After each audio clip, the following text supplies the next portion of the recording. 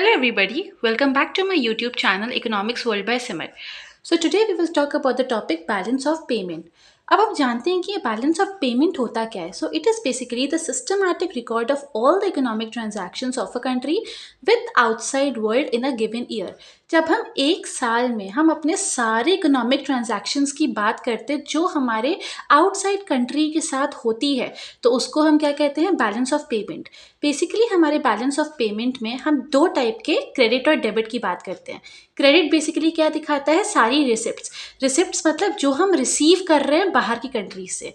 और डेबिट क्या दिखाता है, पेमेंट. पेमेंट मतलब जो हम बाहर की कंट्रीज को, फॉरेन कंट्रीज को क्या कर रहे हैं, पेमेंट कर रहे हैं. Now in this balance of payment two accounts are talked about, that is current account and capital account. अब ये करेंट अकाउंट क्या होता है, इस करेंट अकाउंट में जितने भी एक्सपोर्ट्स हो गए, यूनिलेटरल रिसिप्ट्स हो गई, इंटरेस्ट हो गया, प्रॉफिट हो गया, डिविडेंड हो गया, इस करेंट अकाउंट में हम लोग वो चीज़ें इंक्लूड करते हैं. एंड कैपिटल अकाउंट में बेसिकली हम लोग बोरोइंग एंड इन्वेस्टमेंट इंक्लूड करते हैं.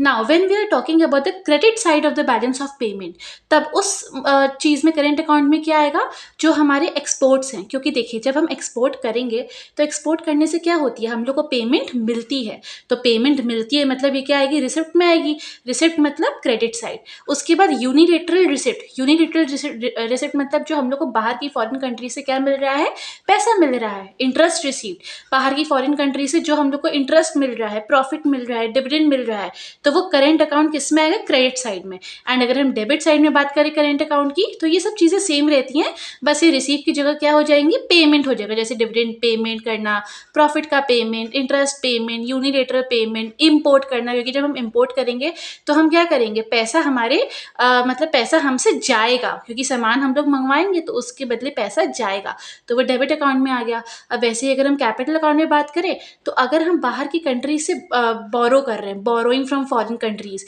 इन्वेस्टमेंट बाय फॉरेन कंट्रीज, उस केस में पैसा हमारे कंट्री में आता है, तो ये क्या हो गया, रिसिप्ट. और कैपिटल अकाउंट में क्या होता है, पेमेंट साइड में जब हम लेंड कर रहे हैं फॉरेन कंट्री को, जब हम इन्वेस्टमेंट कर रहे हैं फॉरेन कंट्री में. सो ये बेसिकली हमारा था basic structure of the balance of payment.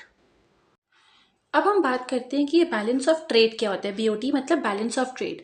ये बेसिकली हमारा डिफरेंस दिखाता है between the export and import. अच्छा, हम कब कहेंगे कि हमारा फेवरेबल बैलेंस ऑफ ट्रेड है, जब हमारा एक्सपोर्ट क्या होगा, ज़्यादा होगा इंपोर्ट से. एंड कब हम बोलेंगे कि अनफेवरेबल है, जब हमारा इंपोर्ट ज़्यादा होगा एक्सपोर्ट से. अब इसी में हमारे बैलेंस ऑफ पेमेंट में दो टर्म्स आती हैं. First is the autonomous transaction and second is the accommodating items. जो ऑटोनॉमस ट्रांजैक्शन होते हैं इसको हम अबव द लाइन आइटम भी कहते हैं. ये बेसिकली हमारे अंडरटेक होते हैं with the motive of earning profit.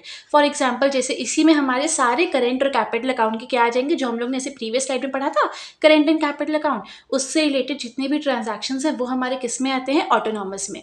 Export, import, unilateral transaction, ये सब कैपिटल ट्रांजैक्शन, ये सब हमारे ऑटोनॉमस में आते हैं. एंड ये अकोमोडेटिंग में क्या आता है, ये अकोमोडेटिंग बेसिकली क्या होता है, compensating short term capital transactions. और ये हमारी गवर्नमेंट टेक करती है. जब हमारा डिसइक्विलिब्रियम आ जाता है ऑटोनॉमस ट्रांजैक्शन में, तब गवर्नमेंट फॉरवर्ड आती है और वो क्या करती है, अकोमोडेटिंग आइटम्स जैसा कदम क्या करती है, उठाती है. So this was the basic structure of BOP and I hope that you have understood it thoroughly. If you like it, don't forget to like, subscribe and share. Thank you.